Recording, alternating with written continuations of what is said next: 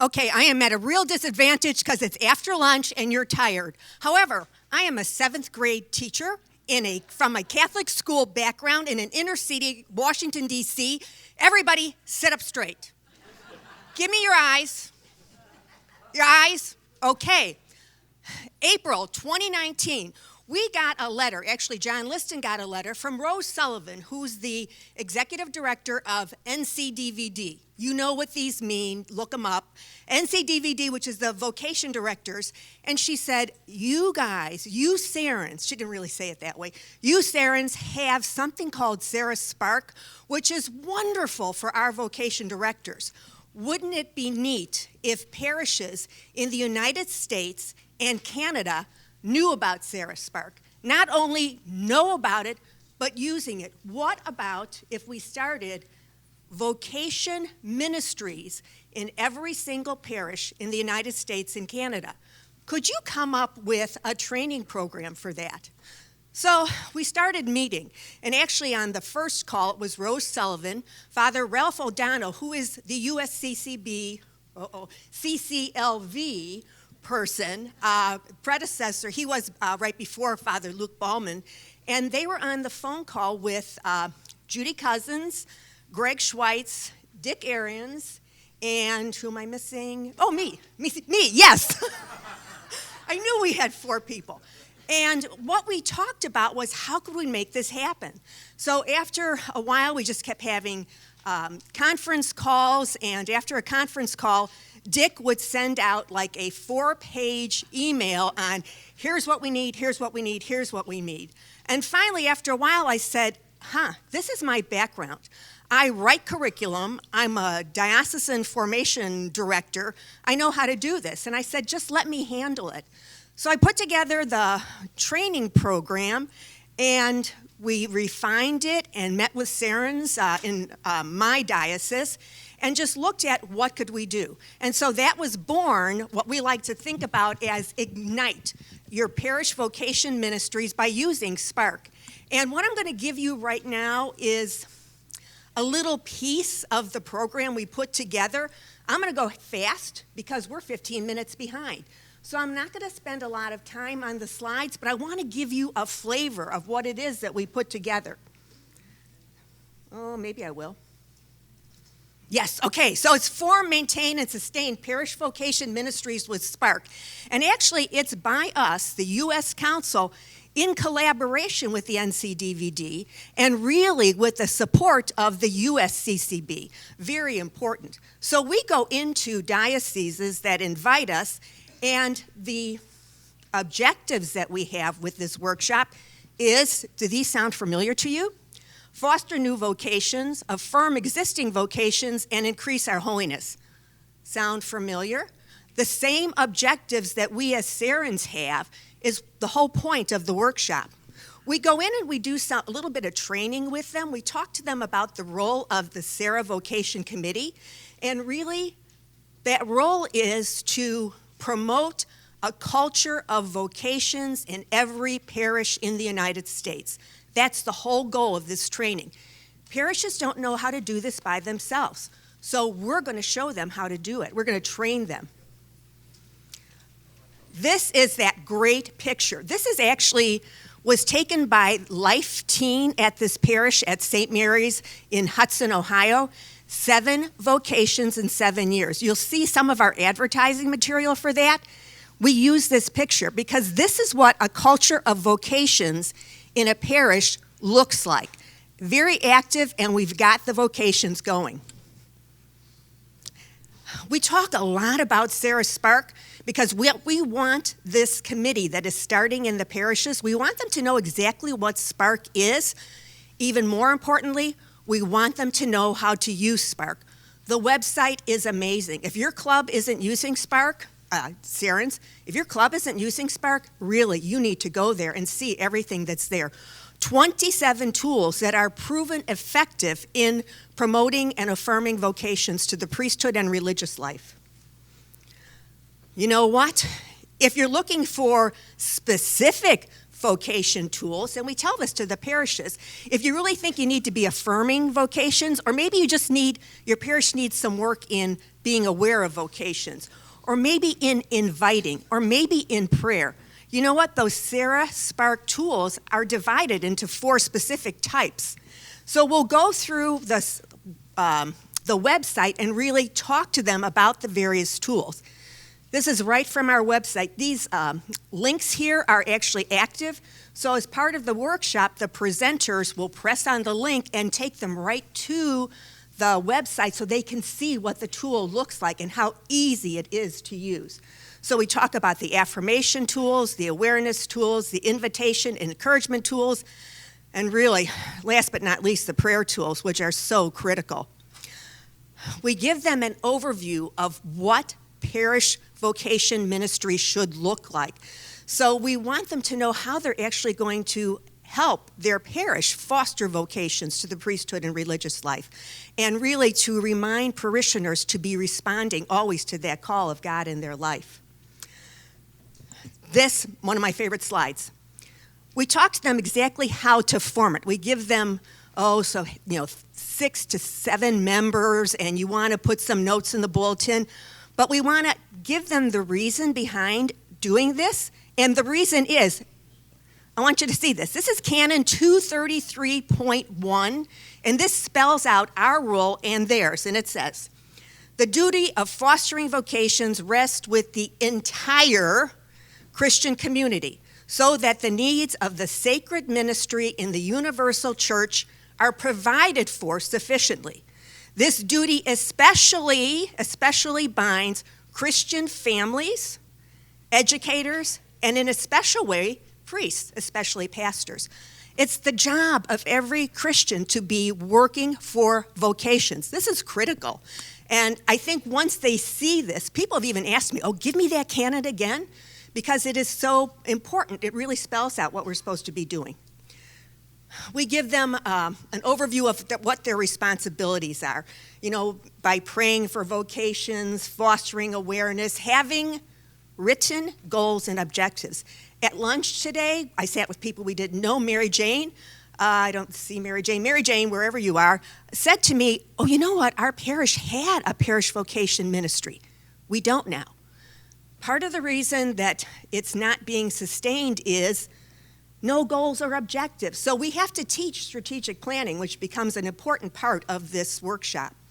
We talked to them about maintaining a permanent file, including the pastor, all those things that are probably second nature to us as Serrans, as people actually employed in vocation ministry, but it does not come naturally to people in parishes. So we really work with them on this point. Then we start the strategic planning. And this is a really important part of the workshop. By the way, did I say this is a 9 to 3 workshop? So it's an all-day workshop for them. So we teach them how to write a mission statement for their ministry. We teach them what is a goal. We teach them what is an objective. We teach them what are action items. And then we have a work session. So there's about an hour time when they're just seated around a table, people from the same parish, working on a strategic plan that they can take back with them to the parish. And our facilitators and other Serrans who might be there go around and help with that at each of the tables. We talk to them on how to maintain their parish ministry. Once it's going, it's got to be maintained. You've got to pay attention to it. We talk to them about how to sustain it, how to sustain that. And here comes the real key thing, because after they form their mission statement, write their goals, objectives, and action items, we give them a mentor. We take a Serran, hopefully from the same area, who checks in with that parish once a month for 1 year, just to make sure that they're on track. I'm a mentor right now for a parish in Pittsburgh. I wish I had somebody in Pittsburgh to do this, because I live in Indiana. But I'm checking in with the parish once a month in Pittsburgh, and they're telling me what they're doing. They just had a reception for the permanent diaconate. They had 7 men installed as acolytes and 1 as reader. And they did the reception for that at their parish, which I thought was wonderful. So now I can affirm them and give them other things that they can be working on. So once a month, I'm checking in with them, and I'll do that for a year. And quarterly, I send a written report to their diocesan vocation director just to say, let me tell you what's going on with St. Bernard of Clairvaux's parish and what they're doing. So the vocation director is hearing from me on a quarterly basis. And at the end of that year, I'm really expecting great things from the parish there. So we need other Serrans to help with that too. So what do they learn? 7 things. They learn about Spark and how to actually use Spark in their parish. They learn all about parish vocation ministries. They learn how to form it. They learn the responsibilities. They learn all those planning things. They learn how to maintain it and how to sustain it. This is a critical workshop. Now, because we're Serrans and we wanted to put our own little Serran spin on this really important workshop, we're going to start it with Mass in the morning. So even before the workshop starts, around 8 o'clock in the morning, Mass is being offered. And then we ask the vocation director or the bishop to please come and give the homily at that Mass so that they're hearing on how important that ministry is and how critical it is. At the end, so our other bookend, starting with Mass, at the end of the workshop, around 3:15, we offer a holy hour. And we ask the local Serrans to please come and lead this holy hour for vocations. So now not only has the parish learned how to really get a vocation ministry up and running in their parish, but they've been exposed to Serrans. So part of the materials that we give them is a little bit of a membership information, which I think I've hopefully ended up on many of your chairs, so they begin to know about Serra. We think this is going to be a really great way for us to get other individuals joining Serra. So this is going to be sort of an entree for us. So how do you get this in your diocese? We have to be invited by the bishop or the vocation director. We just can't go into a diocese and do this. So we have to be invited. What kind of costs are involved to the diocese? The venue, so wherever we're going to be, and hospitality. That's it. What about the local Serrans? What's their involvement? Well, we love to have the local Serrans come and be present during the workshop. So when we do some table discussions, the local Serrans can be right there and just helping and really sort of exposing everyone to what a Serran is. Also, we love for the local Serrans to lead the holy hour and then to volunteer to be mentors. Right now, our first workshop was October the 12th in Pittsburgh, and Greg and Dick were the presenters for that. And I think they had a wonderful time because they kept sending pictures to Judy and myself of the workshop, and they had some great, great pictures, and we got some great strategic plans. They gave me copies of the plans, so it was a very successful workshop. So we've got another one this Saturday, a week from tomorrow, and Judy Cousins is she lives in Tucson, and she'll be doing the workshop in Tucson. Great thing that just happened, though. We got... Phoenix are coming down. Oh, good. Will be with us. Oh, super. So we'll have Serrans there. But the other great thing is, this is all in English, you noticed. But Tucson has got a very large Hispanic population. So someone from Marlene from our Chicago office translated the whole workshop into Spanish. Now, the presenters are not going to be speaking Spanish, but at least we're going to have a Spanish translation of everything right there for them. So that's really going to be a plus. We have other workshops coming up. Right now, we have 4 trained facilitators. Myself, Dick, Greg, and Judy. We need more. So Serrans out there, if you are comfortable with technology, that means if you can press the button on the computer and you're comfortable standing up and presenting from the slide, then please let us know, because I can train you. Actually, the training for the 4 of us I did on the internet. So we just did a conference call, pulled up a screen, and walked through the workshop. I would love to train more facilitators. I already know Gino has volunteered to be trained, so I've got one more, but I'd love to get some more. What else? Serrans, if you like making phone calls, and if you would be willing to call a parish once a month for 1 year and just to chat and see how someone's doing in vocation work, please volunteer to be a mentor. Let me know that, because we could really use those mentors. That would be great. You've got a flyer, too, on your chair, hopefully, most of you, and it's got that great picture from St. Mary's in Hudson, just looking at the 7 vocations in 7 years. There's information on the back of that on how a diocese can arrange a workshop, a training workshop.